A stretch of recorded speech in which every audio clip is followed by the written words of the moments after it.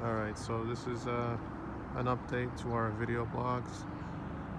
Uh, House has been sheathed, they put the roof on, and windows are going in next week, so we're pretty much going to be weather tight pretty soon. So give you a quick tour of what's going on.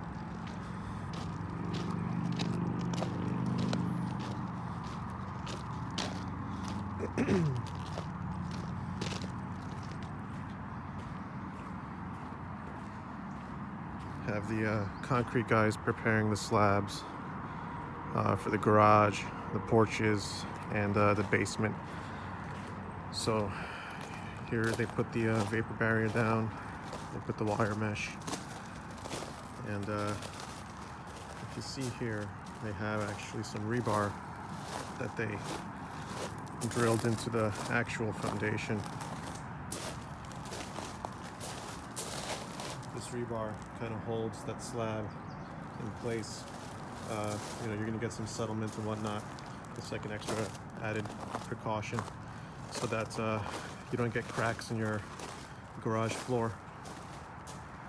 So they did a really nice job there. You see all around the perimeters, you'll see the rebar every few feet. So that's a very nice job they did there. And here we have our back porches that they also prepped. They didn't finish prepping. They'll be back tomorrow actually and finish the rest of the prepping. But I'll give you a quick update here. You'll see that they formed up the porches here. Well, that one covered porch actually. We went with a flat porch. The plans had called for a gable, but we changed it to a flat. Eventually, in the future, we want to add a balcony coming off the master bedroom up top there. I don't know if you can see it, but we do want to add a balcony there. We thought that it was an added feature of the home that wouldn't add too much to the cost, and it will make it look a lot nicer. And here we go. We have the forms. So again, they put the wire mesh down. They have the vapor barrier. I mean, it's a cover. It's an outdoor space, so it wasn't really necessary to put the vapor barrier in. But they put it anyway because I asked for it because there's a roof over here, and I just figured it's just better to do it than not. It rained last night, as you can see, so it's been a pretty wet couple of months. We've had rainstorms on and off for it seems like almost every other day. But finally we had the roof on the house, so now I don't have to worry about that too much. I'm not going to go into the basement. I'll try to get a peek in there. There's no staircase or ladders right now here that can go into the basement. We have this joist here, but that's kind of dangerous to walk down that way.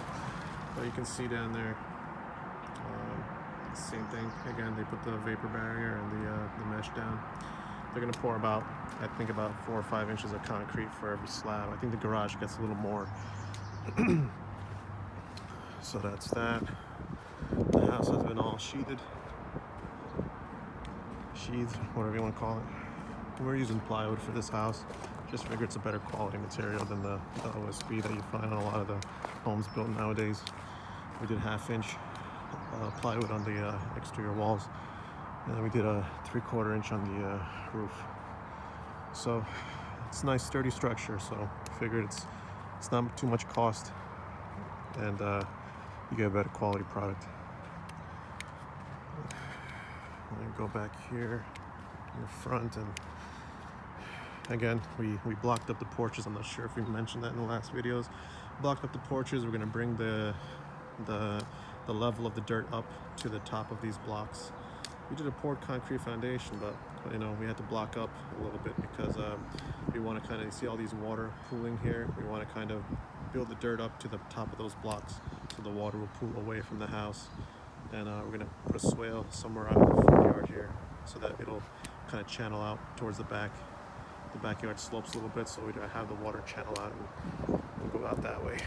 Here we go. All right, now we're inside. So a lot's changed since the last video. So again, I mean, the framing aspect, it's pretty much the same. They haven't really, they see if you see here, they brought down the ladders in some of the rooms here. On the doors, Here's a ladder up here that they bring it down. It's just to put the crown molding when these rooms, like this is the dining room, and we're gonna have a box ceiling up here with double crowns. So you need a space for the crown to actually nail onto. So that's why they put those ladders up there. And same thing here. We have our doors. They brought down the ladders. The header is basically distributing the weight to the studs on each side anyway. So these ladders are just basically to adjust the rough opening so it could fit the door properly. So again, you'll see another one here. You'll see some construction. Some folks actually drop it down with the ladder and then put the header on top. It doesn't matter either way because you're talking about the weight distribution is still being distributed to the king and jack studs on each side anyway. So that's that there. And then you see over here we have some more ladders that they brought down. So they say they did some work inside. They pretty much finished up the major portion of framing. There's still some ceilings they have to do. We want to put a box, not a box ceiling, I should call it a tray ceiling, I think that's called, over here. It drops down about 6 or 8 inches, and then they put the crown inside of it. And again, here's the entrance, and there's the ladder, and they took away that wall that was in the previous video, so they opened that up. That's the way it should be. We made a change over here in the one of the bathrooms. We kind of made it a little wider. I figured I'm going to put a 48-inch vanity in here instead of the regular 30 or 36. Make the room, the half bath look a little better. So the wall used to be here, used to be right here. So we kicked it out about a foot. So now it's about 7 feet wide. So you have 4 feet for the vanity, 3 feet for the clearance for the toilet. So you're good there. And then we have our bedroom here. Nothing much here except just the sheathing went up. I mean, because we bumped out this wall about a foot, this closet became about a foot smaller. So we can live with that. That wasn't a big deal. And now here, you'll see that they started framing out the showers.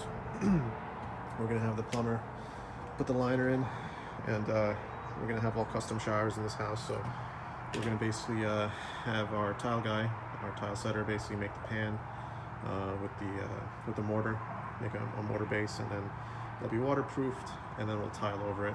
It'll have a nice custom look to it, and then we're gonna have the frameless door in front. So it's gonna look really nice. And I think we're gonna go with this route with all the bathrooms in this house because you're gonna get volume pricing also. So the more bathrooms you do, it's not gonna cost that much more to have them all custom.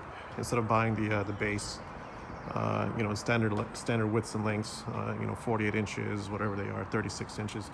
Instead of going with that, we're just going to go with a full custom job. It's going to look cleaner, and for a house like this, it's kind of worth it in terms of resale and also in terms of just, the overall look. Here we have our bedrooms. Not much happened here. Looks like they haven't framed out the showers yet here. It's sheathed, and we had a rainstorm last night. It looks like for the most part the house is pretty dry, so they did a good job with the roof. Here's supposed to be a shower, so as you saw in the downstairs, that shower is blocked out, but these two are not, so they still have some work to do. But we're getting windows in next week, and I think it's not worth it for them to come in here and do some light framing. It's better off to wait for the windows to get in and have his crew knock all those out, and then meanwhile they'll have some guys doing some inside work. Here we are in the master. They had boxed out the ceiling here. What we're doing here is, a lot of times houses, they have that cathedral type ceiling. It goes straight up to the roof with a peak. We're not going with something like that in this house. We figured if we're gonna do a double box, so a double tray, there's that first tray coming down about, I think it's 8 or 10 inches. Then you got that second tray. If you see over here, that second tray going up another 8 or 10 inches, I believe. So then each box, you see here, it's been boxed out, and then each tray, I should say, is gonna have some crown on the inside of it.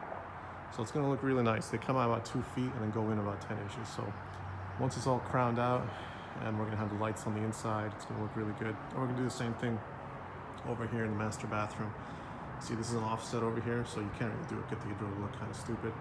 So we're gonna do a double tray over, double tray over here. It's not gonna be coming out as much. It's gonna go in about 1 foot, and then about 8 to 10 inches up, then another 1 foot, 8 to 10 inches up, with about a 7 or 8 foot ceiling. So it's gonna look good there. And then here's the master shower. They put the sill in, the ledge, and then we have the blocking for the shower pan. And the same thing, they have to actually add a bench on this side. This side's it's supposed to have I believe a 16-inch or a 12-inch bench, and I think it goes 16 inches up. So they haven't done that yet. I think I just discussed it with him yesterday. We had also a change in this bathroom. We're making this a makeup station, keep the wife happy. It's a little perk that I thought she would like. I added it in here. Originally this was the toilet area. It was going to be a toilet and a little vanity with a closed door here, but now we changed it to a makeup section. That one in the corner here. I'm gonna watch myself with these bracing here, not to bang my head into these things. All right, so here is going to be the toilet now. We're gonna have a door, a 24-inch, or I think a 28-inch pocket door, and a toilet on this side, and a small vanity on that side. So it'll have privacy and also water access, in case you need it. And this is the closet. This hasn't changed. This is still here. And that's really the only changes we made from the last video. There wasn't much in terms of, changes, because we kind of try to stick to the plan as much as possible.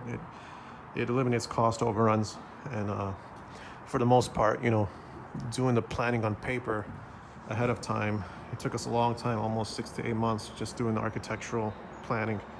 And we tried to do as best we can, because we figured at that point, drawing it on paper is practically free versus coming out on the site and making a bunch of changes that you thought of afterwards, because you didn't think through with the architect how you wanted things. So it saves a lot on cost, and so far the job's been going pretty smooth. We haven't had much cost overruns in terms of the actual framing and building aspect. We had a couple of little small changes, such as the balcony over here that we want to add later on, and then changing the position of one of the half bath walls, and then just keeping one side of the master bathroom open. So I'll give you a view of the flat roof. And another benefit of having this flat roof is if we had the gable, it would have came up and kind of blocked the view out of these two windows. So now by having this flat roof here, it maintains our view of the trees and whatnot, and it's in my opinion, it looks actually better. So yeah, that's it. So that's it for this video. Hopefully next week, once windows are in, we get our slabs poured, our concrete slabs poured for our garage, porches, and basement. I'll have another video for you guys. All right, bye.